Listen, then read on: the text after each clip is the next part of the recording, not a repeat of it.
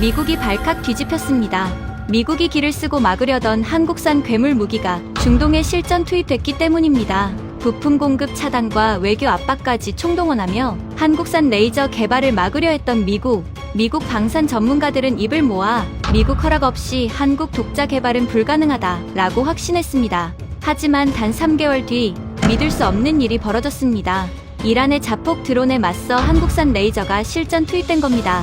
한국의 천광은 순식간에 이란의 자폭 드론 수백 대를 전멸시켰고 비싸기만 한 미국 무기는 중동에서 퇴출될 위기에 처했습니다. 도대체 무슨 일이 벌어진 걸까요? 미국의 갑질에도 결국 독자 개발에 성공한 대한민국. 지금 시작합니다. 미국 방산업계가 무너지고 있습니다. 2026년 3월, 이란이 자폭 드론 300대를 페르시아만으로 쏟아부었어요. 한 대에 3천만 원짜리 깡통 드론이었습니다. 문제는 이걸 막으려면 55억 원짜리 패트리엇을 쏴야 한다는 거였죠. 쏘면 쏠수록 국고가 바닥나는 저주받은 산수, 중동 전체가 패닉에 빠졌습니다. 그리고 저는 그 패닉의 한가운데서 돈 냄새를 맡고 있었어요. 브래들리 헌터, 로키드 마틴 중동 아프리카 수출 총괄 디렉터, 30년간 미국의 국기를 방패 삼아 중동 왕실에 무기를 팔아온 사람입니다. 제 위에는 본사의 찰스 로구드 부사장이 있었고, 찰스는 맥켈란 위스키를 홀짝이며 저에게 간단한 지시를 내렸습니다. 지갑 열기 딱 좋은 온도라고. 창고에 썩어가는 구형 재고까지 신용 가격으로 떠넘기라고. 저는 아부다비 국방부 지하 벙커에 도착했고, 창백한 얼굴의 UAE 관리 앞에 단가 40% 인상 계약서를 내밀었습니다. 하늘에서 드론이 쏟아지는데 값을 올리다니 양심이 없느냐고요. 양심은 제 업무 매뉴얼에 없는 단어였습니다. 파텍 필립 시계의 초침이 돌아갈 때마다 수십억 원의 스톡옵션이 가까워졌으니까요. 그때까지 저는 확신했습니다. 미군의 데이터링크 코드를 쥐고 있는 한 이 세계에서 미국의 허락 없이 날아가는 미사일은 없다고. 벙커 전면 스크린에 300개의 붉은 점이 페르시아만을 건너오고 있었습니다. 합동작전 통제실 천장에서 비상 사이렌이 콘크리트를 뚫고 내장까지 울려왔어요. 아랍어 고함 소리, 키보드 두드리는 소리, 작전관들의 군화 소리가 뒤엉켰지만 저는 그 소음 속에서 오직 한 가지만 보고 있었습니다. 자이드 기획관의 오른손이에요. 서명란 위에서 볼펜 끝이 미세하게 떨리고 있었죠. 3분 남았습니다. 자이드 기획관. 저는 파텍 필립 시계의 유리면을 검지로 툭 쳤습니다. 맑은 소리가 사이렌 사이를 뚫었어요. 자이드의 눈이 제 시계를 향했다가 스크린으로 다시 계약서로 왔습니다. 이마에 송골송골 맺힌 땀이 형광등 아래서 번들거렸어요. 단가 40% 인상, 현찰 일시불 선납. 한 줄 한 줄이 칼날이었습니다. 하지만 저 300개의 붉은 점이 두바이 금융지구에 닿는 순간 이 나라 경제의 심장이 멈추는 겁니다. 자이드에게 선택지는 없었어요. 아니, 써야만 했습니다. 자이드의 볼펜 끝이 종이에 닿으려는 찰나, 제 시야 구석에서 스크린색이 바뀌었습니다. 붉은 점 수십 개가 동시에 사라진 겁니다. 처음에는 시스템 오류라고 생각했어요. 패트리엇 잔탄이 바닥을 찍었다는 보고가 20분 전에 올라왔으니까요. 솔탄이 없는데 요격이 될 리가 없었습니다. 그런데 사라지는 속도가 비정상이었어요. 하나, 둘이 아니라 10개, 20개가 한꺼번에 꺼져나가고 있었습니다. 작전관 하나가 의자째 벌떡 일어났어요. 아랍어로 뭔가를 외쳤는데 벙커 전체가 일순간 조용해졌습니다. 사이렌마저 묻힐 만큼 깊은 침묵이었죠. 스크린 좌측 하단에 실시간 교전 영상이 떴습니다. 사막 위에 배치된 발사대에서 불기둥이 연달아 솟구치고 있었어요. 제가 아는 실루엣이 아니었습니다. 패트리엇도 THAAD도 아닌 낯선 형상이었어요. 발사대 측면에 선명하게 찍힌 마크를 확인하는데 3초가 걸렸습니다. 태극 마크였어요. 요격률 표시가 스크린 우측에 떠올랐습니다. 96%. 제 눈을 의심했습니다. 패트리엇의 최신형 PAC-3MSE도 실전에서 90%를 넘기기 빠듯한 수치를 저 낯선 발사대가 찍어내고 있었어요. 붉은 점들이 빗자루로 쓸리듯 사라졌습니다. 벙커의 작전관들 사이에서 누군가 환호성을 질렀고 자이드의 볼펜이 서명란에서 멈췄습니다. 심장이 두 박자를 건너뛴 것 같았어요. 30년 커리어에서 이런 감각은 처음이었습니다. 불쾌함이 아니라 공포였어요. 제 머릿속 계산기가 미친 듯이 돌아갔습니다. 한국산 천궁이라는 건 알고 있었죠. 가격이 싸다는 것도요. 하지만 실전에서 저 수치를 뽑아내리라고는 솔직히 한 번도 계산에 넣어본 적이 없었습니다. 바로 그때 오른쪽 귀에 꽂아둔 이어피스가 울렸습니다. 찰스 로구드 부사장이었어요.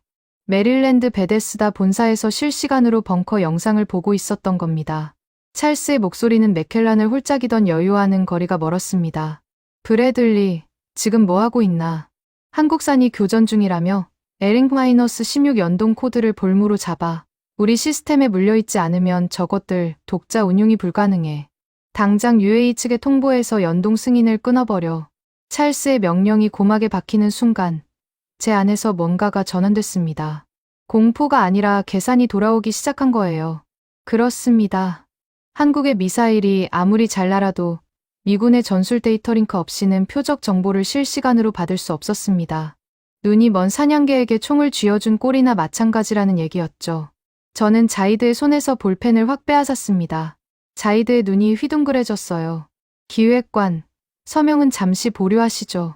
목소리를 한 톤 낮췄습니다. 아까와는 다른 종류의 웃음이 입꼬리에 걸렸어요. 가방에서 두 번째 서류를 꺼냈습니다. 아까 단가 인상 계약서보다 더 두꺼운 문서였죠. 미군 전술 데이터 링크 연동 승인 조건부 갱신 요구서. 찰스가 워싱턴에서 미리 준비시켜둔 카드였습니다. 방금 저 스크린에서 보셨겠지만 한국산 미사일이 잠깐 반짝했습니다. 인상적이었어요. 인정합니다. 하지만 저 시스템이 내일도 저렇게 날 수 있을까요? 자이드의 얼굴에서 안도의 빛이 사라지고 다시 불안이 번졌습니다. 우리 미군의 에링-16 연동 코드가 없으면 한국의 무기는 모래밭에 박힌 막대기에 불과합니다. 제가 워싱턴에 한 통화만 하면 연동 승인이 끊겨요. 그 순간 저 천궁이든 뭐든 표적 데이터를 받지 못하는 눈먼 깡통이 되는 겁니다. 벙커 안의 공기가 다시 얼어붙었습니다. 환호성을 지르던 작전관들의 시선이 일제히 저를 향했어요. 자이드의 턱이 미세하게 떨리고 있었습니다. 저는 두 번째 서류를 테이블 위에 탁 놓으며 벙커 안의 모든 사람을 한번 둘러봤습니다. 여기 계신 분들 모두 들으십시오. 미국의 허락 없이는 이 하늘 위를 날아가는 것도 이 하늘을 지키는 것도 불가능합니다. 그게 이 세계의 규칙이에요. 규칙을 만든 쪽은 우리입니다. 자이드의 시선이 스크린과 제 서류 사이를 오갔습니다. 방금까지 300개의 드론을 쓸어버리던 태극 마크의 불기둥이 아직 스크린에서 꺼지지 않았어요. 하지만 제 손에 들린 서류 한 장이 저 불기둥보다 강력하다고 저는 확신하고 있었습니다. 30년의 경험이 알려주고 있었거든요. 무기가 아무리 좋아도 네트워크를 쥔 쪽이 이긴다고. 전쟁은 미사일이 하는 게 아니라 코드가 하는 거라고. 그 확신이 얼마나 오만한 착각이었는지는 아직 알지 못했습니다. 다음 날 아침, 아부다비 국방부 본관 2층 회의실에는 전날 벙커와는 다른 종류의 긴장이 깔려 있었습니다. 드론은 더 이상 날아오지 않았지만 숫자가 날아왔어요. UAE 재무부가 긴급 산출한 전일 교전 비용 보고서였습니다. 패트리어 PAC-3 MSE 발사 기록 127발. 총 소모 비용 6,985억 원. 요격된 드론의 제조 원가 총합은 고작 38억 원이었습니다.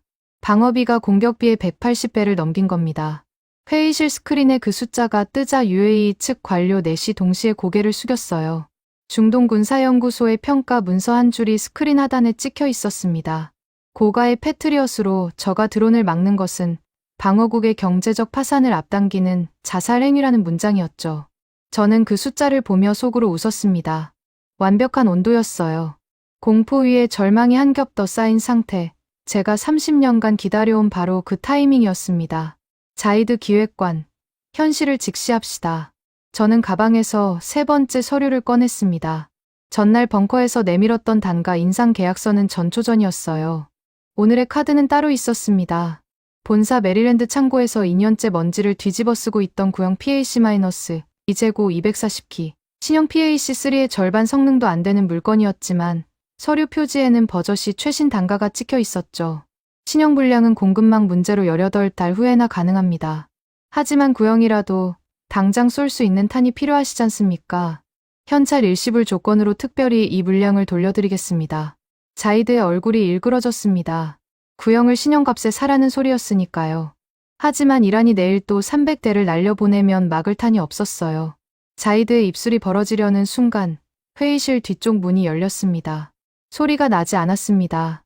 경첩이 기름칠이라도 된 것처럼 문이 무음으로 벌어졌고 짙은 남색 기성복 정장을 입은 사내가 서류철 하나만 옆구리에 낀 채 들어왔어요. 화려함이라곤 전혀 없는 차림이었습니다. 넥타이 매듭이 단정했고 구두는 깨끗하지만 분명히 백화점 비성품이었어요. 제 톰 포드 재킷 소매 단추. 하나 값이면 저 사람의 정장 전체를 살 수 있을 거라고 저는 그렇게 계산했습니다. 사내는 말 한마디 없이 회의 테이블 끝자리에 앉았어요. 서류철을 테이블 위에 놓고 주머니에서 모나미 볼펜을 꺼내 뚜껑을 열었습니다. 잠깐, 저분은 누구입니까? 제가 자이드를 향해 물었습니다. 자이드가 대답하기도 전에 사내가 스스로 입을 열었어요.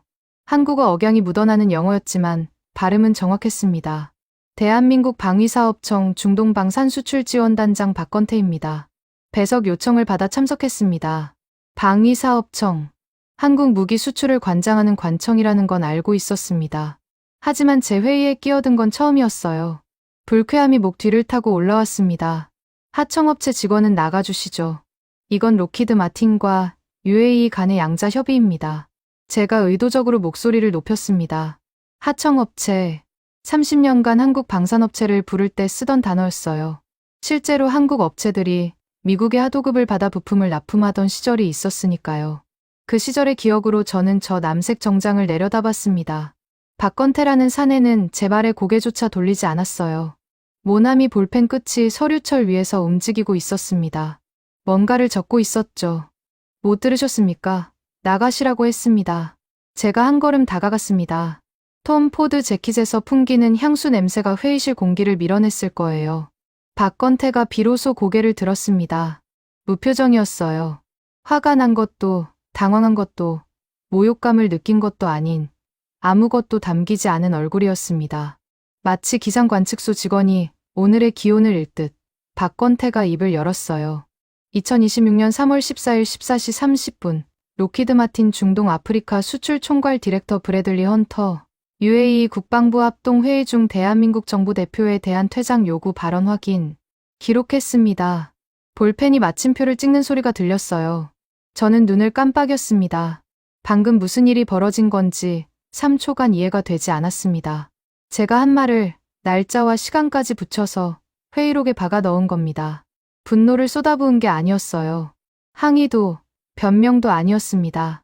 제 발언을 국제 규정 위반의 증거로 건조하게 박제해버린 거예요. 뒤쪽에서 누군가 제 팔을 잡았습니다. 아서 펜들턴이었어요. 록히드 마틴 중동 지사 수석 엔지니어이자 저보다 현장 경험이 20년은 더 긴 기술 고문이었죠. 아서의 얼굴이 굳어 있었습니다. 디렉터님, 잠깐 밖에서 이야기 좀 합시다. 한국을 건드리면 매뉴얼로 반격당합니다. 저 사람들은 감정이 아니라 조항으로 싸우는 사람들이에요. 아서의 경고가 귀에 들어왔지만 머리까지 닿지는 않았습니다. 30년간 이 업계에서 종이 쪼가리가 총알을 이긴 적은 없었어요. 무기를 쥔 쪽이 항상 이겼고 무기를 쥔 쪽은 항상 미국이었습니다. 저는 아서의 손을 뿌리쳤습니다. 아서, 자네는 기술이나 신경 쓰게. 협상 테이블은 내 영역이야. 아서의 입술이 꾹 다물렸어요. 뭔가 더 할 말이 있다는 표정이었지만 저는 이미 등을 돌린 뒤였습니다. 자이드를 향해 서류를 다시 밀어넣으며 목소리를 가다듬었죠. 자이드 기획관, 구경은 충분히 하셨으니 결정을 내리시죠. 구형이든 신형이든 당장 쏠 수 있는 탄을 확보하는 게 급선무 아닙니까? 자이드의 시선이 박건태 쪽으로 흘러갔습니다. 박건태는 여전히 같은 자세로 앉아 있었어요. 모나미 볼펜은 이미 서류철 위에 내려놓은 상태였고 저를 쳐다보지도 않았습니다. 마치 저라는 인간이 회의실에 가고 정도로 취급되는 기분이었어요. 불쾌했지만 저는 그보다 더 중요한 것에 집중해야 했습니다. 좋습니다. 오늘 회의는 여기까지로 하죠. 저는 가방을 닫으며 일어섰습니다. 자이드가 결정을 미루는 건 예상 범위 아니었어요. 내일이면 이란이 또 드론을 날릴 수도 있었고 그때마다 자이드의 선택지는 줄어들 테니까요. 시간은 저 편이라고 생각했습니다. 오후에 골프 약속이 있어서 먼저 일어나겠습니다. 자이드 기획관, 서명 준비가 되시면 연락 주시죠. 회의실 문을 나서는 제 등 뒤로 아무 소리도 들리지 않았습니다. 박건태의 모나미 볼펜 소리도, 자이드의 대답도요. 그 침묵이 의미하는 바를 저는 읽지 못했어요. 읽으려 하지도 않았습니다. 복도를 걸으며 파텍 필립 시계를 확인했습니다. 오후 2시 45분. 에미레이츠 힐스 골프장 티오프까지 1시간 여유가 있었어요. 분기 실적 마감까지는 열흘. 자이드가 버틸 수 있는 시간은 저보다 짧았습니다. 그 시각, 제가 골프장으로 향하는 동안 회의실에서 무슨 일이 벌어지고 있었는지는 훨씬 나중에 알게 됐습니다. 박건태는 제가 나간 뒤에도 5분간 꼼짝하지 않고 앉아 있었다고 합니다. 그리고 서류철 마지막 페이지 여백에 짧은 문장 하나를 적었어요. 고의적 계약 위반 의사 확인 완료. 그 문장 아래에 날짜와 시각이 찍혔고 박건태는 자리에서 일어나 회의실 구석으로 걸어갔습니다. 주머니에서 꺼낸 건 암호화 통신 단말기였어요. 서울 국방부의 장학수 법무관리관에게 연결하는데 7초가 걸렸다고 합니다. 통화 내용은 30초를 넘기지 않았습니다. 박건태가 전한 것은 단 2문장이었어요. 날짜, 시간, 그리고 발언의 요지. 장학수의 대답은 더 짧았습니다. 수화기 너머로 들린 건 서류를 넘기는 소리와 안경을 밀어올리는 기척뿐이었다고 해요. 저는 그때 에미레이츠 힐스 12번 홀에서 드라이버를 휘두르고 있었습니다. 공이 페어웨이 정중앙에 떨어졌을 때 기분이 좋았어요. 내일이면 자이드가 무릎을 꿇을 거라고 저는 사막의 석양을 바라보며 확신하고 있었습니다. 종이 쪼가리 따위가 겁날 게 뭐가 있겠습니까? 골프를 마치고 리츠칼튼 호텔로 돌아온 건 저녁 7시쯤이었습니다. 에미레이츠 힐스에서 7라운드 스코어가 나쁘지 않았어요. 샤워를 하고 톰 포드 재킷으로 갈아입은 뒤 비즈니스 라운지로 내려갔습니다. 자이드에게서 연락이 올 거라고 기대한 건 아니었어요. 제 경험상 겁에 질린 고객은 하루를 더 버텨본 뒤에야 무릎을 꿇었으니까요. 오늘 밤은 맥켈란 한 잔을 마시며 찰스 부사장에게 보고 전화를 넣을 생각이었습니다. 라운지 안쪽 창가 테이블에 사람이 앉아 있었습니다. 2명이었어요. 한 명은 자이드 기획관이었고 옆자리에 짙은 남색 기성복 정장의 박건태가 있었습니다.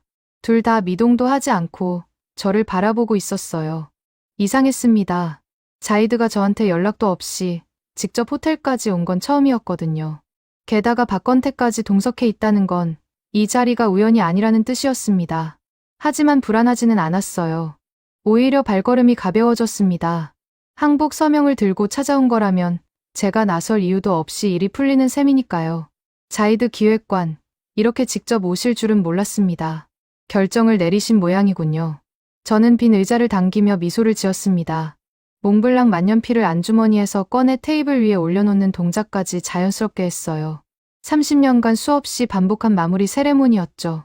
자이드가 입을 열려는 순간 박건태가 먼저 움직였습니다. 무릎 위에 놓여있던 서류 가방의 잠금 장치를 열었어요. 짤까 하는 금속음이 라운지의 재즈 피아노 선율을 잘랐습니다.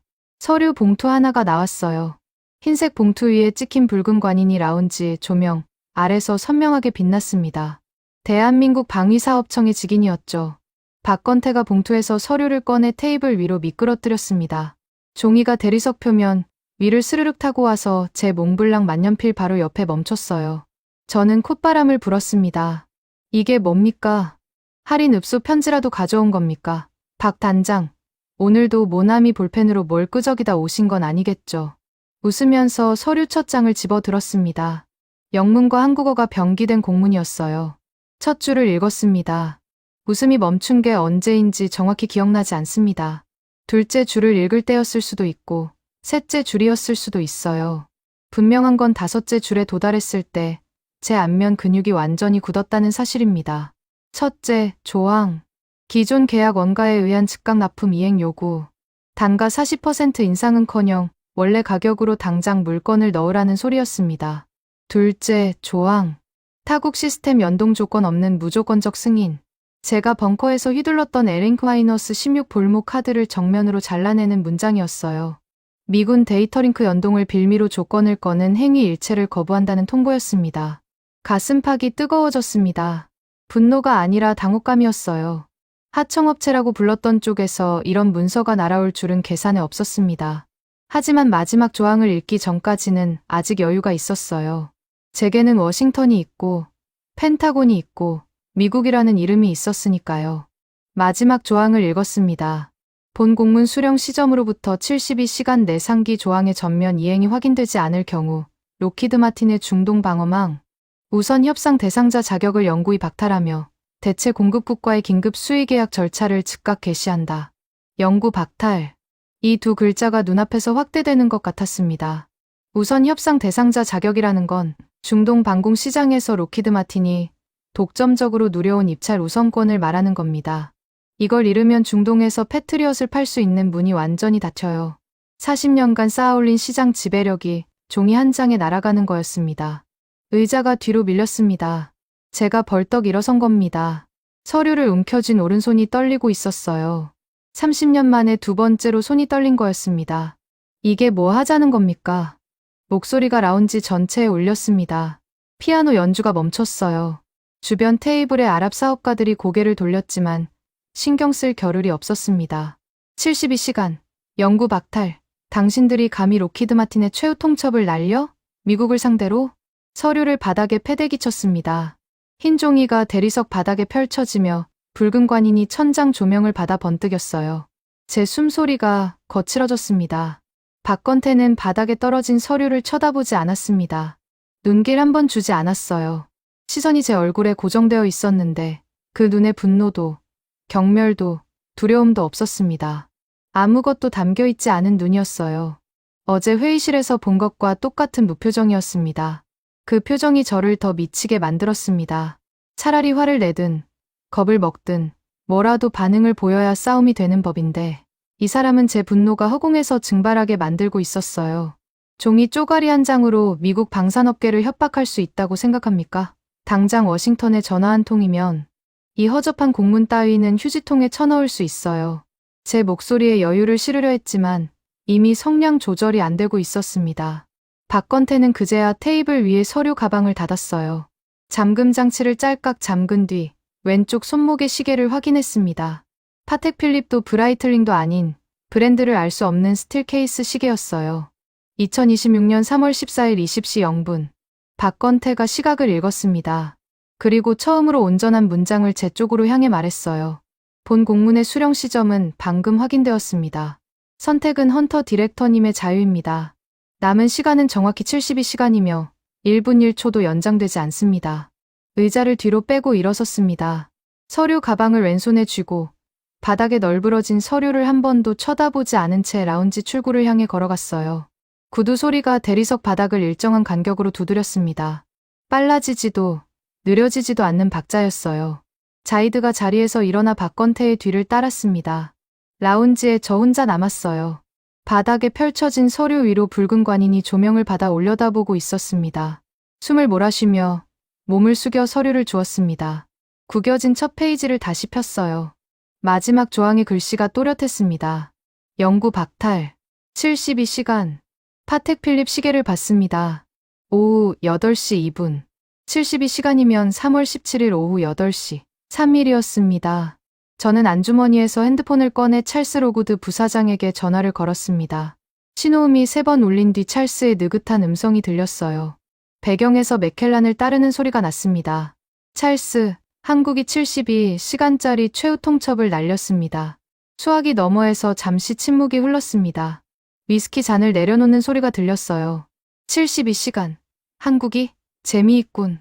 찰스의 목소리에 긴장은 없었습니다. 오히려 피식 웃는 기운이 섞여 있었어요. 브래들리, 그 종이 쪼가리 걱정은 내가 할 테니 자네는 한 가지만 해. 그 72시간 안에 한국의 새 무기가 쓸모없는 장난감이라는 걸 증명할 카드를 준비하지. 부품 라인을 끊는 건 워싱턴에서 내가 처리한다.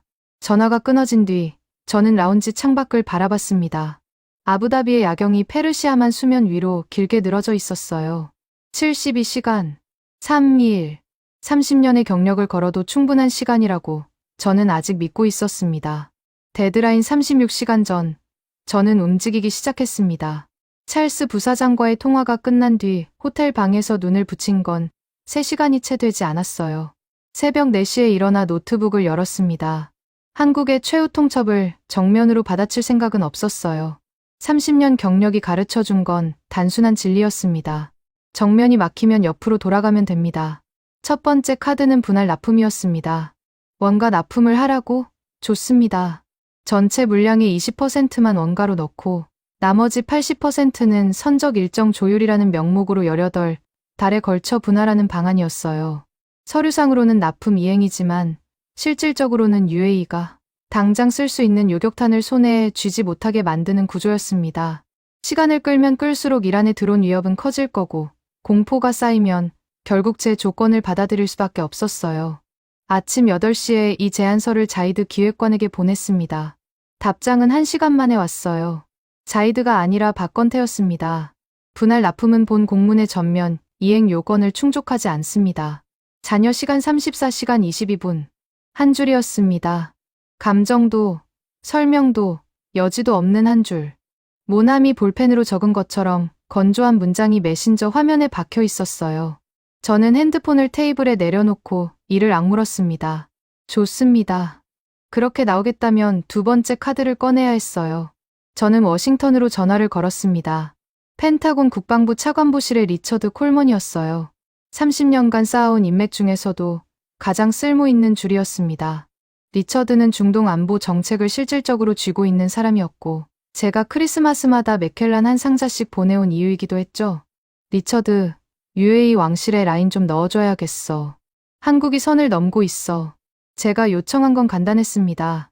펜타곤에서 UAE 국방장관에게 직접 전화를 넣어 한국산 무기 도입이 미국과의 안보 동맹에 부정적 영향을 줄 수 있다는 신호를 보내달라는 거였어요. 노골적인 협박이 아니라 외교적 넌지시였지만 중동 왕실에게 미국의 넌지시는 곧 경고와 같은 무게를 가집니다. 리처드는 알겠다고 했습니다. 전화를 끊고 나서야 어깨의 긴장이 조금 풀렸어요. 워싱턴이 움직이면 종이 쪼가리 따위는 힘을 잃습니다. 그것이 30년간 변하지 않은 이 세계의 질서였으니까요. 하지만 그날 오후 뜻밖의 정보가 들어왔습니다. 로키드 마틴 중동 지사 사무실에서 아서 펜들턴이 노트북 화면을 들고 달려왔어요. 아서의 얼굴이 사색이었습니다. 기술 인력 네트워크를 통해 입수한 첩보 보고서였는데 한국이 천광이라는 무기를 UAE에 투입할 준비를 마쳤다는 내용이었습니다. 천광이 뭡니까? 제가 물었습니다. 레이저 대공무기라는 단어는 들어본 적이 있었지만 실전 배치가 가능한 수준이라고는 생각해본 적이 없었어요. 아서가 화면을 넘기며 설명했습니다. 빛의 속도로 표적을 타격하는 고출력 레이저 무기. 한 번 쏘는데 드는 비용이 전기료 2,000원. 탄약이 필요 없으니 사실상 무한 탄창이라는 거였어요. 제 뇌가 계산을 시작했습니다. 패트리엇 한 발에 55억 원. 천광 한 발에 2,000원. 이 비율이 시장에 알려지는 순간 패트리엇이라는 상품은 존재 가치를 잃는 겁니다. 이게 사실이면 우리 사업 모델이 통째로 무너집니다. 디렉터님, 아서의 목소리가 떨리고 있었어요. 하지만 저는 다른 부분에 주목했습니다. 보고서 하단에 적힌 기술 사양이었어요. 천광의 심장부인 고출력 광섬유, 레이저 모듈. 제조사는 미국의 IPG 포토닉스였습니다. 미국 회사의 부품이 핵심에 들어가 있었다는 뜻이었죠. 순간 머릿속에서 불꽃이 튀었습니다. 부품을 끊으면 됩니다. 한국의 무기가 아무리 대단해도 심장을 뽑아버리면 멈추는 건 똑같으니까요. 저는 즉시 찰스 로고드 부사장에게 전화를 걸었습니다. 찰스, 천광이라는 한국산 레이저 무기의 핵심 모듈이 미국 IPG 포토닉스 제품입니다. 상무부를 움직여서 수출 통제를 걸어주십시오. 긴급 행정 조치로 한국행 부품을 전면 금수시키면 이 무기는 죽은 깡통이 됩니다. 찰스는 30초간 침묵했습니다. 서류를 넘기는 소리가 수화기를 통해 들렸어요. 그리고 느릿느릿한 목소리가 돌아왔습니다. 좋아. 상무부 차관에게 내가 직접 전화하지. 국가 안보를 이유로 긴급 수출 통제를 발동시키는 건 어려운 일이 아니야. 24시간이면 된다. 전화가 끊어진 뒤 저는 주먹을 쥐었습니다. 이것이 미국의 힘이었어요. 무기만 파는 게 아니라 부품을 쥐고, 규정을 만들고, 규정을 바꿀 수 있는 나라. 한국이 아무리 종이 쪼가리를 들이밀어도 이 구조를 깨뜨릴 수는 없었습니다. 다음 날 찰스의 말대로 24시간이 채 지나기 전에 미국 상무부의 긴급 행정 조치가 발동됐습니다. 한국을 향한 IPG 포토닉스 고출력 광섬유 모듈의 수출이 전면 금지된 겁니다. 국가안보라는 네 글자가 찍힌 공문 한 장이 한국의 천광 프로그램 심장부를 향해 날아갔어요. 금수 조치 서류 사본이 제 손에 들어온 건 데드라인 20시간 전이었습니다. 서류를 받아든 순간 어깨에서 힘이 빠졌어요. 안도감이었습니다. 이제 협상의 판이 제자리로 돌아왔다고 확신했죠. 저는 그 서류를 들고 아부다비 국방부 회의실로 향했습니다. 박건태가 여전히 같은 자리에 앉아 있었어요. 짙은 남색 정장, 모나미 볼펜, 서류철. 사흘 전과 달라진 것은 아무것도 없었습니다. 서류를 테이블 위에 탁 놓았습니다. 미국 상무부 직인이 찍힌 금수 조치 통보서였어요. 박 단장, 반가운 소식이 있습니다. 당신들이 그렇게 자랑하던 청광인가 뭔가 하는 레이저 무기 있잖습니까? 그 심장 부품, 미국산 IPG 모듈의 한국 수출이 오늘부로 전면 금지됐습니다. 의자 등받이에 기대며 다리를 꼬았습니다. 부품이 끊겼으니 당신들의 그 대단한 신무기는 이제 배터리 빠진 장난감 레이저 포인터일 뿐이야. 한국이 뭘 만들든 심장은 미국에 있었던 겁니다. 그걸 몰랐을 리는 없을 텐데. 테이블 건너편의 박건태를 정면으로 바라봤습니다. 이제야 저 무표정이 깨지는 걸 볼 수 있을 거라고 기대했어요. 사흘간 얼음장 같던 얼굴에 금이 가는 순간을 즐길 준비가 되어 있었습니다. 박건태의 표정은 변하지 않았습니다. 눈 하나 감지 않았어요. 금수 조치 서류를 집어들지도 쳐다보지도 않았습니다. 시선이 잠깐 제 쪽을 향했다가 다시 자신의 손목시계로 내려갔어요. 디렉터님. 아서 펜들턴이 뒤에서 제 소매를 잡아당겼습니다. 돌아보니 아서의 얼굴이 창백했어요. 손에 태블릿을 들고 있었는데 화면에 뭔가가 떠 있었습니다. 이걸 보셔야 합니다. 한국광통신 업체의 독자 개발 동향 보고서입니다. 대한광통신이라는 회사가 고출력 광섬유, 레이저 모듈의 국산화를 추진 중이라는 정보가 있어요. 시작 시점이 최소 2년 전입니다. 저는 아서의 태블릿을 밀쳐냈습니다. 손바닥으로 화면을 가리며 아서를 노려봤어요. 추진 중이라고? 추진 중인 거랑 양산 가능한 거랑은 하늘과 땅 차이야. 한국이 2년 만에 미국의 핵심 광학 기술을 따라잡았다고. 그건 기술적으로 불가능해. 아서의 입술이 열렸다 닫혔습니다. 뭔가를 더 말하려다 제 눈빛을 보고 삼킨 것 같았어요. 저는 아서의 어깨를 잡고 뒤로 밀었습니다. 세게 밀었어요. 아서가 비틀거리며 한 발 물러났습니다. 아서, 자네 일은 기계 뜯는 거지 정치가 아니야. 겁먹지 말고 돌아가서 자네 할 일이나 해. 아서가 뒤돌아서며 중얼거렸지만 들리지 않았습니다. 저는 다시 박건태를 향해 돌아섰어요. UAE 측 인사들도 회의실에 있었고 제가 해야 할 일이 남아 있었습니다. 여러분, 현실을 직시합시다.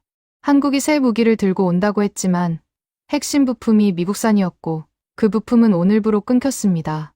한국이 납품하겠다는 청은 심장이 빠진 빈 껍데기예요. 여러분이 선택할 수 있는 유일한 옵션은 여전히 우리 로키드 마틴뿐입니다. 자이들을 비롯한 UAE 관료들의 시선이 흔들렸습니다.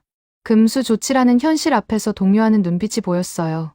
이게 제가 원하던 그림이었습니다. 데드라인까지 남은 시간이 10시간을 밑돌았습니다. 저는 다리를 꼬고 의자에 깊숙이 앉아 시간이 흐르기를 기다렸어요. 박건태가 꺼낼 수 있는 카드는 이미 소진됐다고 봤습니다. 종이 쪼가리와 모나미 볼펜으로 미국의 부품 통제를 이길 수 있는 방법은 이 세상에 존재하지 않으니까요. 회의실 시계의 초침이 돌아가고 있었습니다. 박건태는 여전히 같은 자리에 앉아 있었어요. 금수 조치 서류를 한 번도 집어들지 않았습니다. 시선은 자신의 손목시계에 머물러 있었고 왼손은 무릎 위에 서류 가방 잠금 장치 위에 가만히 얹어 있었어요. 당혹감도 분노도 초조함도 아닌 그 무표정을 바라보는 게 점점 불편해졌습니다. 제가 어떤 카드를 꺼내든 이 사람의 얼굴에는 아무런 변화가 없었어요. 금수 조치를 던졌는데도 눈 하나 깜짝하지 않는다는 것은 두 가지 중 하나였습니다. 완전히 체념한 것이거나 아니면 제가 모르는 무언가를 알고 있거나. 잠깐 스친 생각이었지만 저는 즉시 지워버렸습니다. 미국의 부품 없이 고출력 레이저 모듈을 만드는 건 불가능했어요. 2년은커녕 10년을 줘도 쉽지 않은 기술이었습니다. 아서의 보고서 따위에 흔들릴 이유가 없었어요. 데드라인이 다가오고 있었고 저는 이기고 있었습니다. 72시간의 마지막 초가 떨어지는 순간을 저는 평생 잊지 못할 겁니다. 회의실 벽면에 걸린 전자시계가 자정을 넘기자마자 알람을 울렸습니다. 짧고 날카로운 전자음이었어요. 누군가 미리 설정해 놓은 것이 분명했습니다. 72시간 0분 0초, 데드라인 만료. 붉은 숫자가 스크린 옆에서 깜빡이고 있었습니다.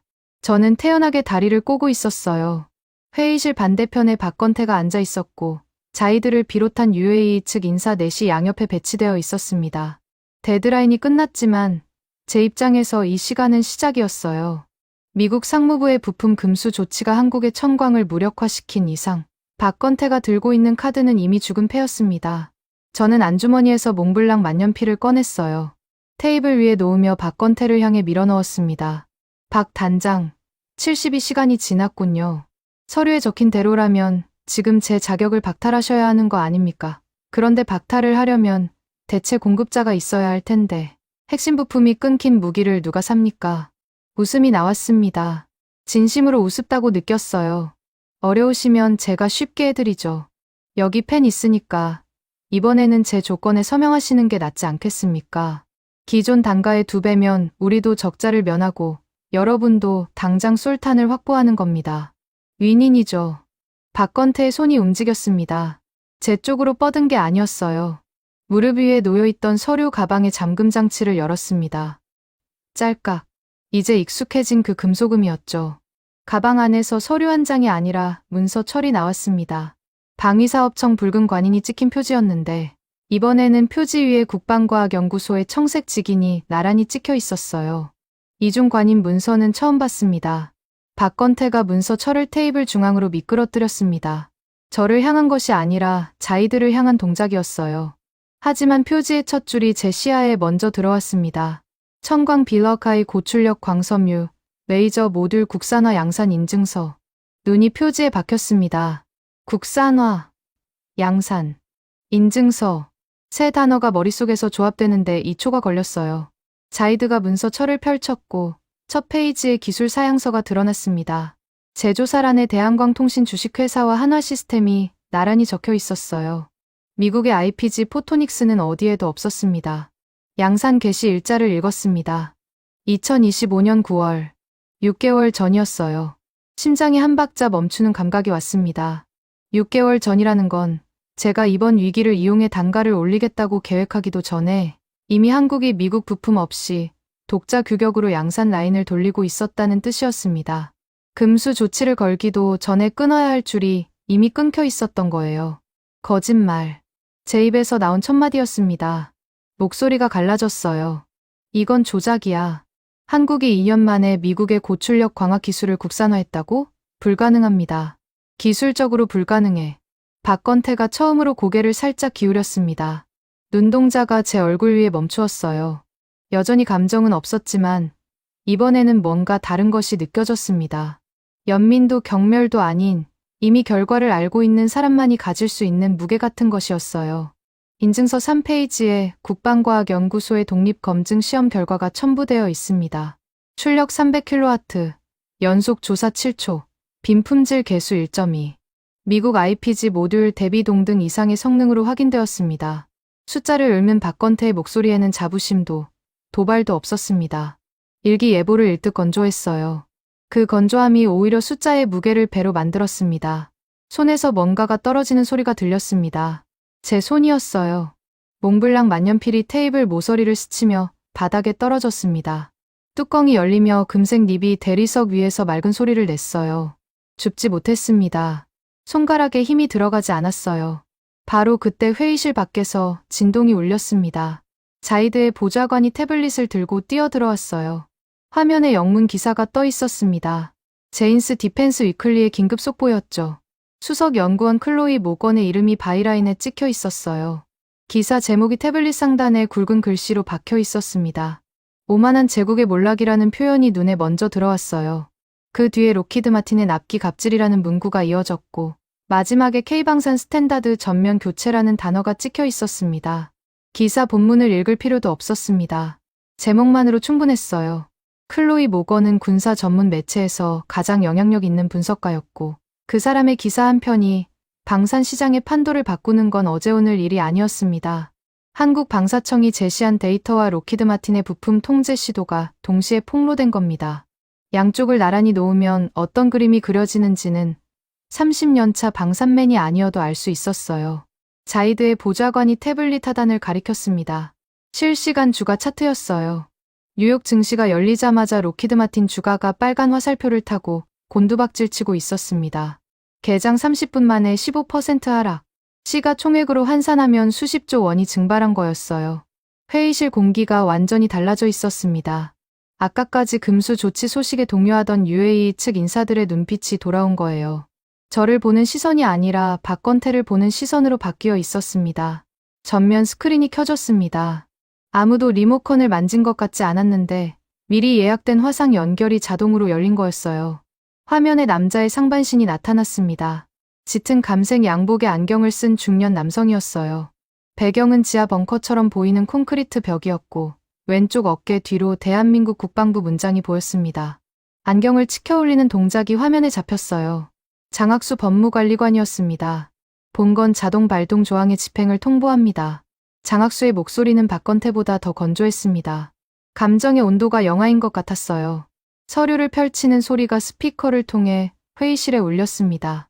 특약 제14조 2항 로키드 마틴의 고의적 귀책 사유로 인한 72 시간 내 납품 이행 거부가 확인되었으므로 기납입된 선수금 10억 달러는 대한민국 국고로 영구 귀속됩니다.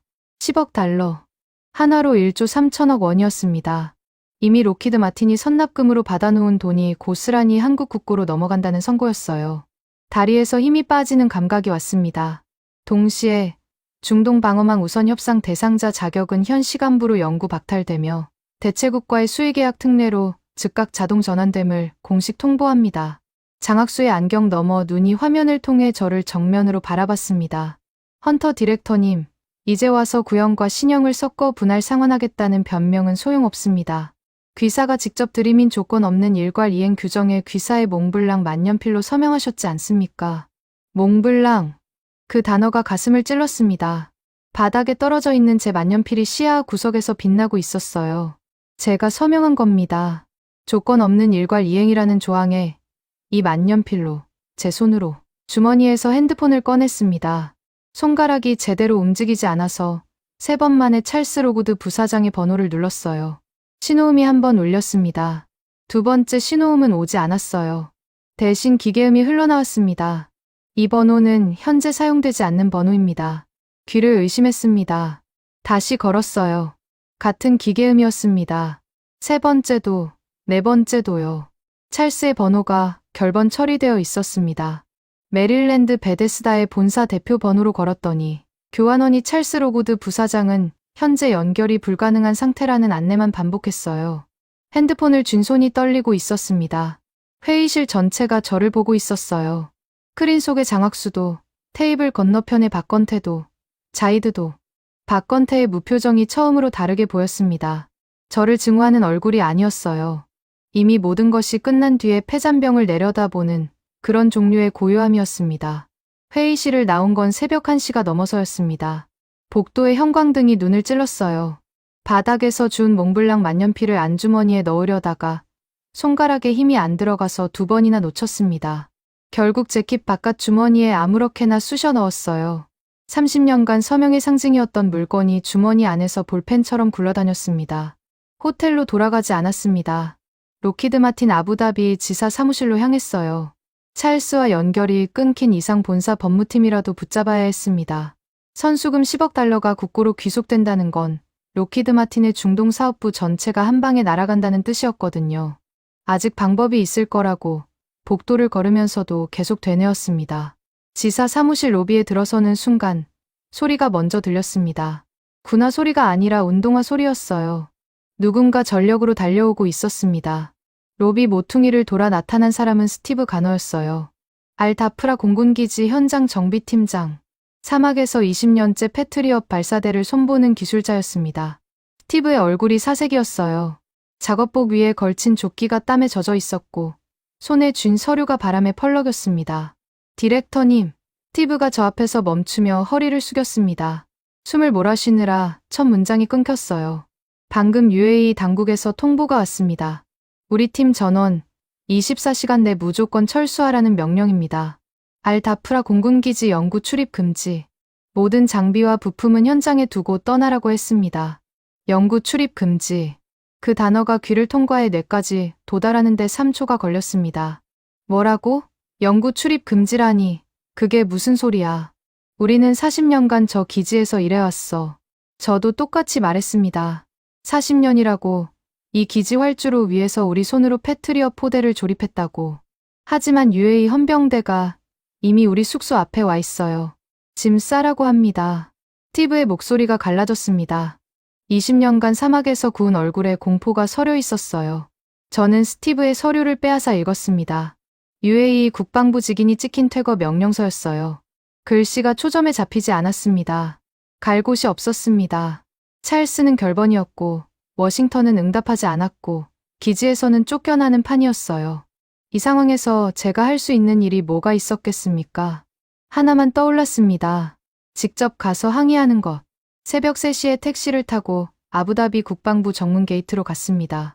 차에서 내리자마자 게이트를 향해 걸었어요. 출입증을 목에 건 채로 40년간 로키드 마틴 직원이 자유롭게 드나들던 문이었습니다. 게이트 앞에 무장 경비원 넷이 서 있었습니다. 전에 없던 배치였어요. 자동 소총을 가슴 앞에 걸고 있었고 눈빛이 달랐습니다. 저를 아는 경비원은 한 명도 없었어요. 교대된 겁니다. 브래들리 헌터, 로키드 마틴 수출 총괄 디렉터입니다. 국방부 관계자를 만나야 합니다. 출입증을 들어보였습니다. 경비원 하나가 무전기에 대고 뭔가를 말했어요. 아랍어였습니다. 30초간 침묵이 흘렀고 무전기에서 짧은 응답이 돌아왔습니다. 경비원이 한 걸음 앞으로 나왔습니다. 왼손을 내밀었어요. 출입증을 반납해 주십시오. 제 귀를 의심했습니다. 반납이라니.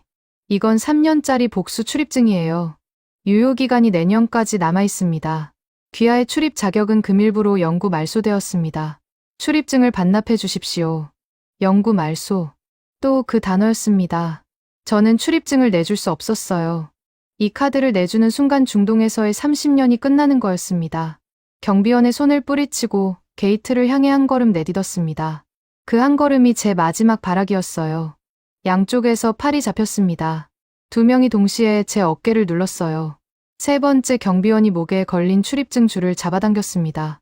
줄이 끊어지지 않자 네 번째 경비원이 허리춤에서 가위를 꺼냈어요. 출입증 상단에 자기 띠를 가위날이 잘라냈습니다. 찰칵 하는 소리가 새벽 공기를 갈랐어요. 잘린 카드 조각이 콘크리트 위에 떨어졌고 경비원이 제 몸을 게이트 반대편으로 밀어냈습니다. 톰 포드 재킷의 어깨 솔기가 찢어지는 소리가 들렸습니다. 비틀거리며 세 발을 물러났어요. 게이트가 닫혔습니다. 철제 문 사이로 국방부 건물의 불빛이 보였고 저는 그 불빛의 바깥에 서 있었습니다. 잘린 출입증 조각을 주우려고 몸을 숙였지만 이미 경비원이 발로 안쪽으로 걷어차 버린 뒤였어요. 30년의 출입 이력이 찍힌 카드가 게이트 안쪽 배수구 위에서 사막 모래와 뒤섞이고 있었습니다. 택시 안으로 돌아왔을 때 동쪽 하늘이 희부옇게 밝아오고 있었어요. 사막의 새벽은 빠릅니다. 택시 운전사가 어디로 가겠느냐고 물었지만 대답하지 못했어요. 갈 곳이 떠오르지 않았습니다. 그때 핸드폰이 울렸습니다. 스티브 가너였어요. 디렉터님, 기지에 와보셔야 합니다. 아니, 오실 수 없겠지만 제가 지금 보고 있는 걸 말씀드려야 할 것 같습니다. 스티브의 목소리가 이상했어요. 공포도 분노도 아닌 설명할 수 없는 톤이었습니다. 넋이 나간 사람의 목소리라고 해야 할까요? 어제까지 우리 미군 수송기가 독점하던 1번 활주로에 방금 태극 마크가 꽉 차게 찍힌 C-17 대형 수송기 6대가 편대를 지어 내렸습니다. 지금 이 순간 해치가 열리고 있어요. 수화기를 귀에 붙인 채 택시 창밖을 봤습니다. 아부다비 남쪽 하늘에 수송기 편대의 항적이 보일 리 없는 거리였지만 저도 모르게 고개를 돌렸어요. 수송기에서 뭐가 나오고 있습니까? 천궁이 발사대 먼저 내렸습니다. 8기입니다. 그리고 지금 두 번째 수송기 해치에서 처음 보는 장비가 나오고 있어요. 크기는 패트리엇 발사대의 절반 정도인데 포신이 없습니다. 대신 렌즈 같은 게 전면에 달려 있어요. 방금 한국 정비팀 조끼에 찍힌 글씨를 쌍안경으로 읽었습니다. 스티브가 잠시 말을 멈췄습니다. 숨을 삼키는 소리가 들렸어요. 천광이라고 적혀 있습니다. 디렉터님. 한글이지만 제가 알아볼 수 있었어요. 이게 그 레이저 무기 맞습니까? 부품이 끊겼다며요. 이게 어떻게 여기 있는 겁니까? 대답하지 못했습니다. 입이 열리지 않았어요. 양산 인증서가 6개월 전이라는 박건태의 문서가 사실이었던 겁니다. 미국 부품 없이 만든 국산. 레이저 모듈이 진짜로 양산되어 진짜로 수송기에 실려 진짜로 이 사막에 내린 거였어요. 스티브가 계속 보고했습니다. 목소리가 점점 작아졌어요. 한국 정비팀이 수송기에서 내리자마자 움직이기 시작했습니다. 40도 넘는 폭염 속에서 쉬지 않아요. 교대도 없이 장비를 내리고 케이블을 연결하고 발사대를 세우고 있습니다. 우리 팀이 같은 작업을 하면 사흘은 잡아야 하는데 저 사람들은 로봇처럼 움직입니다. 12시간이면 방공망 연동까지 끝낼 기세예요. 전화를 끊고 나서 택시 뒷좌석에 등을 기댔습니다. 천장을 올려다봤어요. 아무것도 보이지 않았습니다. 눈이 먼 게 아니라 머릿속이 하얗게 된 거였어요. 그날 밤 스티브의 예측은 틀리지 않았습니다.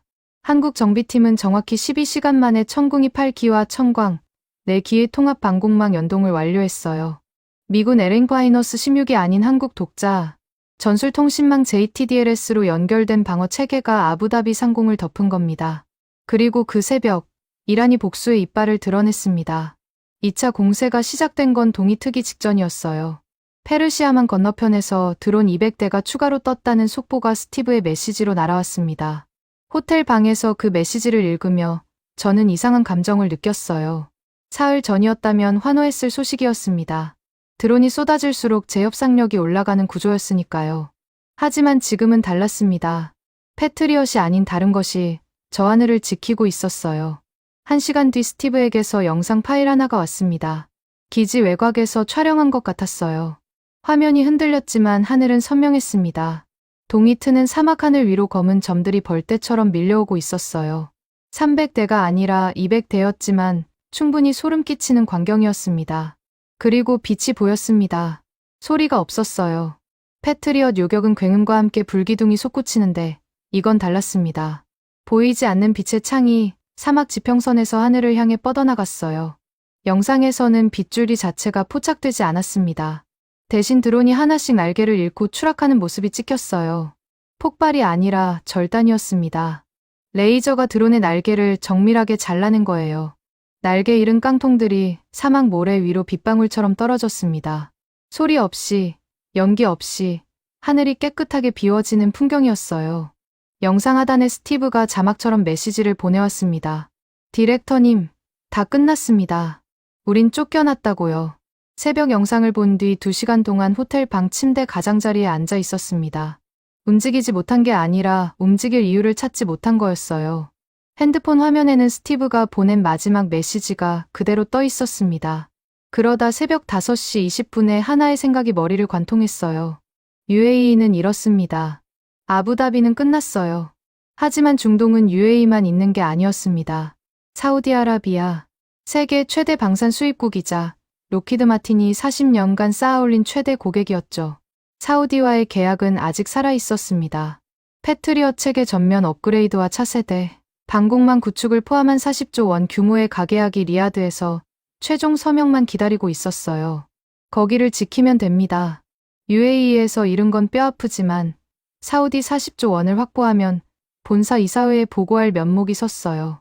찰스가 결번 처리한 전화도, 주가 폭락도, 일단 사우디 계약이 살아있으면 수습할 여지가 있었습니다.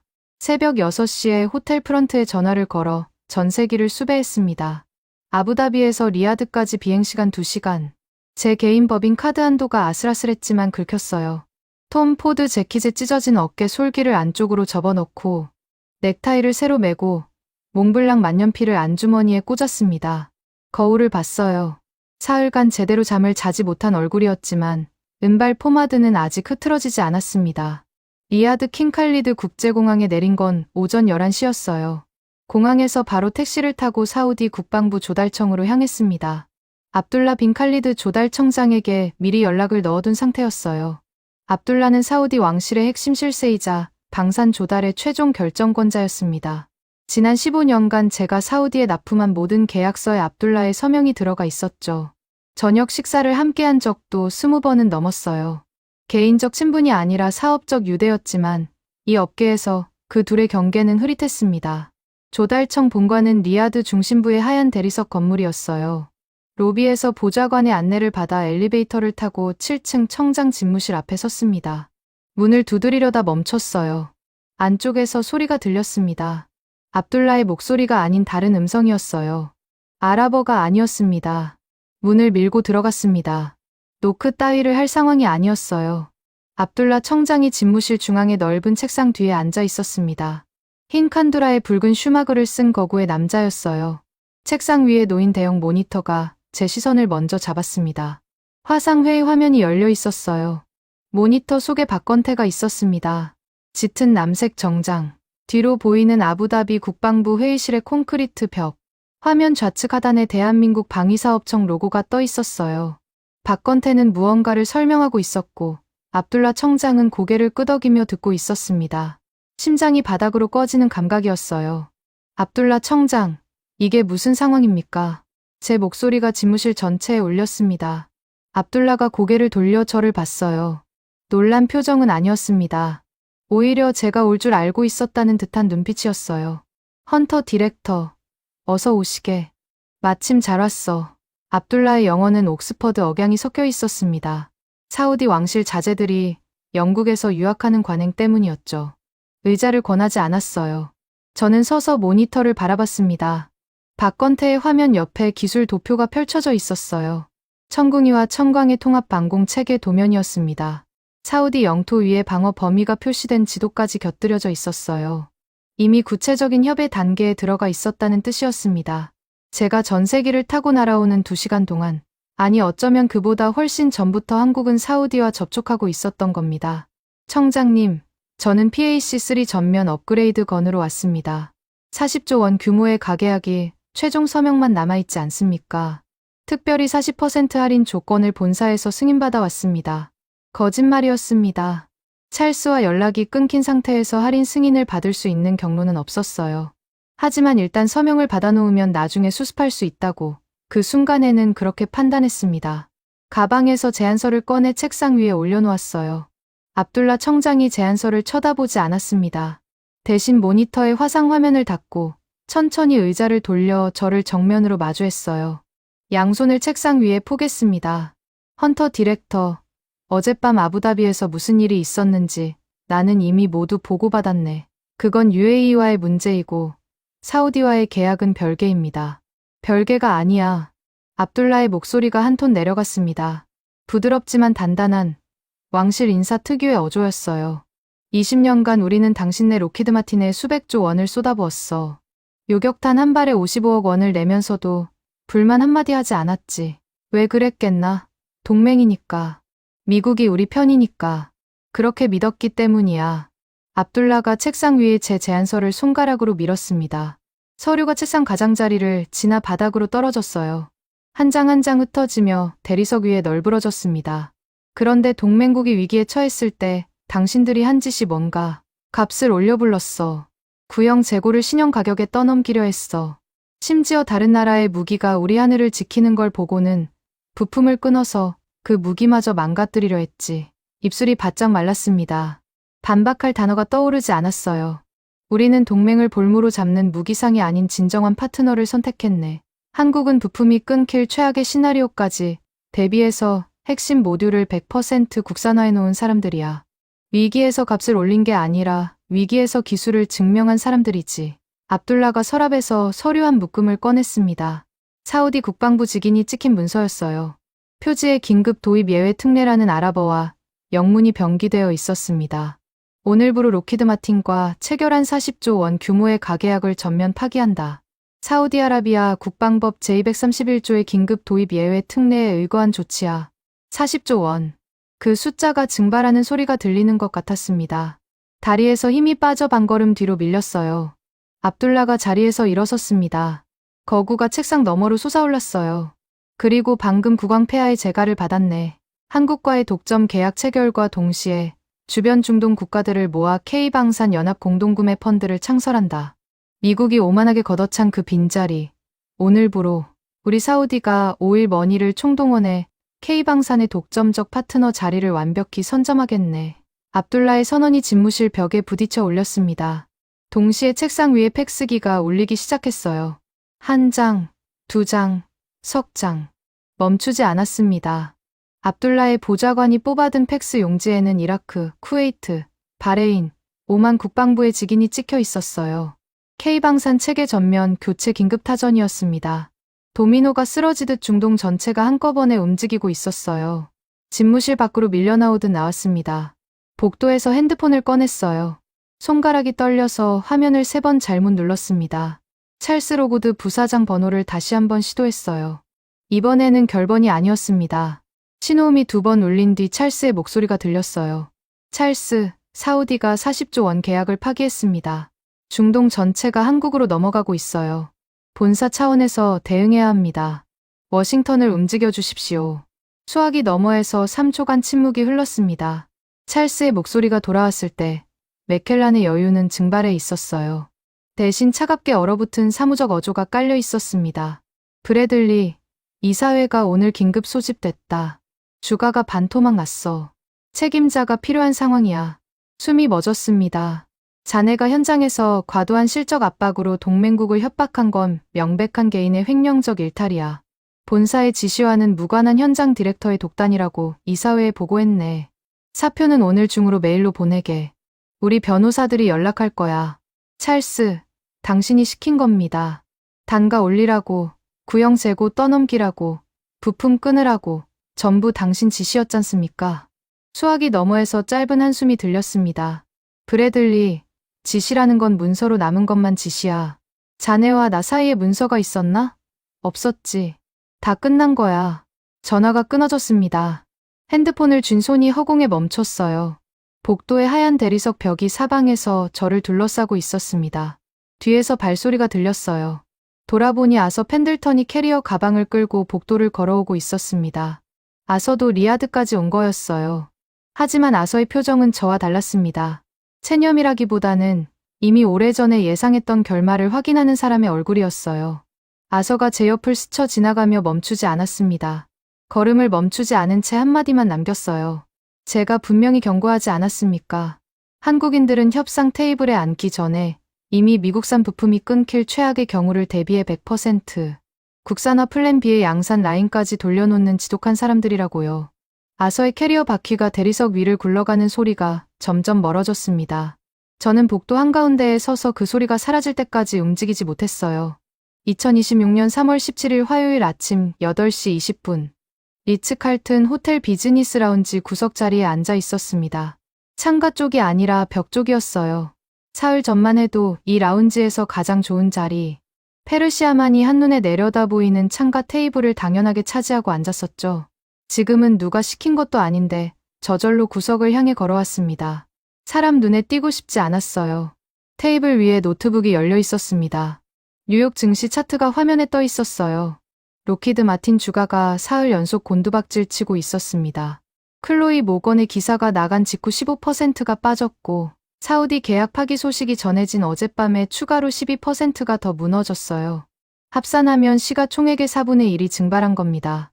차트의 빨간 선이 절벽처럼 떨어지는 모양을 멍하니 바라봤습니다. 저 선 하나하나가 누군가의 퇴직금이고 누군가의 스톡옵션이고 누군가의 30년이었어요. 제 30년이었습니다. 핸드폰 알림이 울렸습니다. 진동이 대리석 테이블 위에서 달그락거렸어요. 메일 한 통이었습니다. 발신자는 로키드 마틴 본사 법무팀이었어요. 제목을 읽었습니다. 위약금 연대 책임 통보 및 개인 자산 보전 좋지 않네. 첫 줄부터 읽었습니다. 선수금 10억 달러의 국고 귀속에 따른 위약금 연대 채무가 현장 책임자인 브래들리 헌터 개인에게 할당되었다는 내용이었어요. 찰스 로구드가 말한 대로였습니다. 본사의 지시는 문서로 남은 것만 지시이고 문서에 남지 않은 모든 것은 현장 디렉터의 독단적 일탈이었어요. 30년간 쌓아올린 모든 것을 한 사람에게 뒤집어 씌우는 데 필요한 건 법무팀 메일 한 통이면 충분했습니다. 다음 문단을 읽었어요. 연대 책임에 따른 자산 보전 조치로 본인 명의 모든 은퇴 계좌, 스톡옵션 행사 계좌, 개인 투자 계좌 및 법인 카드가 즉시 동결되었다는 문장이 적혀 있었습니다. 즉시. 이미 실행된 뒤에 통보가 온 거였어요.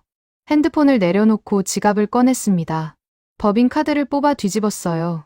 카드 표면에 로키드 마틴 로고가 은색으로 양각되어 있었습니다. 30년간 이 카드로 전 세계를 날아다녔어요. 두바이 스위트룸, 런던 미슐랭 디너, 도쿄 비즈니스 라운지. 이 카드 한 장이 열어주지 못하는 분은 없었습니다. 잔액 영원. 모든 카드가 같았어요. 법인 카드도, 개인 카드도, 은퇴 계좌에 연결된 체크카드도 하나하나 확인할 때마다 화면에 동일한 숫자가 떴습니다.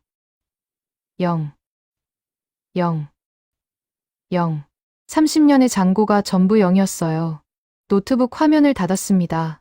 차트를 더 볼 필요가 없었어요. 고개를 들어 창밖을 봤습니다. 라운지 구석 자리에서도 유리창 너머의 하늘은 보였어요. 아부다비의 아침 햇살이 스카이라인을 비추고 있었습니다. 고층 빌딩 사이로 페르시아만의 수평선이 반짝였어요. 그 하늘 위에 눈에 보이지는 않지만 분명히 존재하는 것이 있었습니다. 대한민국이 구축한 천궁이와 천광의 복합 대공 방어망이었어요. 사흘 전 이란에 들어온 500대를 쓸어버린 그 철벽이 지금 이 순간에도 두바이와 아부다비의 상공을 지키고 있었습니다. 저는 그 하늘을 올려다보며 박건태의 얼굴을 떠올렸습니다. 사흘간 단 한 번도 변하지 않았던 그 무표정이 이제야 읽혔어요. 분노가 아니었습니다. 경멸도 아니었어요. 이미 승패를 끝내놓은 사람의 여유였습니다. 처음부터 끝까지 박건태는 결과를 알고 있었던 겁니다. 제가 어떤 카드를 꺼내든 어떤 꼼수를 부리든 어떤 라인을 움직이든 그 모든 것이 도달할 수 없는 곳에 이미 답을 놓아두고 앉아 있었던 거예요. 모나미 볼펜 한 자루와 기성복 정장. 그것이 톰 포드 맞춤 정장과 몽블랑 만년필과 파텍 필립 시계와 워싱턴 인맥과 펜타곤 라인을 전부 이긴 겁니다. 종이 쪼가리 따위가 겁날 게 뭐가 있겠느냐고. 제가 비웃었던 그 종이 쪼가리가 30년의 제국을 무너뜨린 거였어요. 라운지 입구에서 구두 소리가 다가왔습니다. 호텔 지배인이었어요.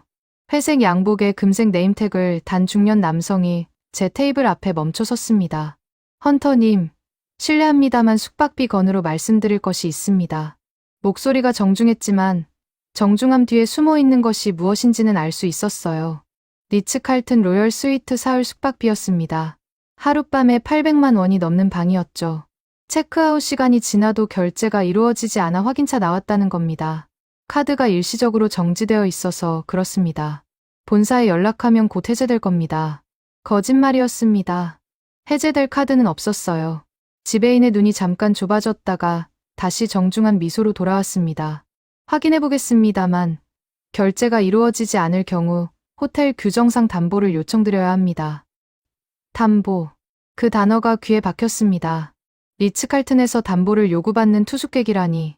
30년간 이 호텔 체인의 VIP 라운지를 제 집처럼 드나든 사람에게 담보를 요구하다니. 카드를 내밀었습니다. 법인 카드였어요. 지배인이 가져간 뒤 2분이 지났습니다. 돌아왔을 때 지배인의 미소는 사라져 있었어요. 죄송합니다만 결제가 거절되었습니다. 개인 카드를 내밀었습니다. 같은 결과였어요. 체크카드도 시도했습니다. 셋 다 거절이었어요. 지배인이 카드 3장을 테이블 위에 나란히 놓으며 한 톤 낮아진 목소리로 말했습니다. 헌터님, 담보 가능한 물품이 있으시면 제시해 주시기 바랍니다. 그렇지 않으면 보안팀을 호출해야 하는 상황입니다. 보안팀. 3일 전에 이 라운지에서 박건태의 서류를 바닥에 패대기치며 길길이 날뛰던 제가 이제 보안팀에 끌려나갈 처지가 된 겁니다. 라운지 안에 다른 손님들 시선이 느껴졌어요. 아랍 사업가들, 유럽 관광객들, 톰 포드 재킷을 입은 은발의 미국인이 카드 결제를 거절당하는 장면을 보고 있었습니다. 왼쪽 손목이 무거웠습니다. 파텍 필립 시계였어요. 2024년 제네바 한정판, 시가 1억 원. 30년 커리어의 절정기에 스스로에게 준 선물이었습니다. 사우디 계약을 성사시킨 날 밤, 제네바 부티크에서 직접 골랐어요. 케이스 뒷면에 이니셜 B, H가 각인되어 있었습니다. 이 시계를 찰 때마다 저는 확인했습니다. 내가 누구인지, 내가 어디에 서 있는지, 내가 무엇을 이루었는지를. 파텍 필립의 무게가 곧 제 존재의 무게였어요. 시계 버클을 풀었습니다. 손가락이 떨렸지만 이번에는 떨림의 종류가 달랐어요. 수치심이었습니다. 시계를 테이블 위에 놓았습니다. 금속과 대리석이 부딪히는 소리가 작았어요. 그 작은 소리가 30년의 마침표처럼 들렸습니다. 이걸로 숙박비를 충당해 주십시오. 지배인이 시계를 집어 들었습니다. 뒤집어서 케이스를 확인하고 다이얼을 살핀 뒤 고개를 끄덕였어요. 시계가 지배인의 손 안으로 사라졌습니다. 제 손목에 시계가 있던 자리에 하얀 자국이 남아 있었어요. 30년간 햇빛을 받지 못한 피부가 드러난 거였습니다. 체크아웃은 10분 만에 끝났습니다. 로비에서 짐을 받았어요. 캐리어도 서류 가방도 전부 호텔에 두고 나왔습니다. 어차피 들어있는 건 거절당한 카드 영수증과 쓸모없어진 계약서들 뿐이었으니까요. 프런트에서 건네준 건 싸구려 비닐 서류 봉투 하나였어요. 여권과 핸드폰, 거절당한 카드 3장. 그것이 30년의 전부였습니다. 로비 자동문이 열렸습니다. 사막의 열기가 얼굴을 때렸어요. 3월인데도 아부다비의 아침은 35도를 넘기고 있었습니다. 뜨거운 모래바람이 찢어진 톰 포드 재킷의 어깨 솔기 사이로 파고들었어요. 돌아봤습니다. 리츠칼튼의 유리 정문 너머로 로비의 샹들리에가 반짝이고 있었어요. 저 안에서 저는 왕이었습니다. 중동의 하늘을 사고 파는 사람이었어요. 미국의 국기를 등에 업고 세상을 쥐고 흔든다고 믿었던 사람이었습니다. 우리가 세상을 쥐고 흔든다고 믿었지만 한국의 서류한 장과 치밀한 원칙 앞에 우리는 모든 것을 잃은 오만한 바보에 불과했습니다.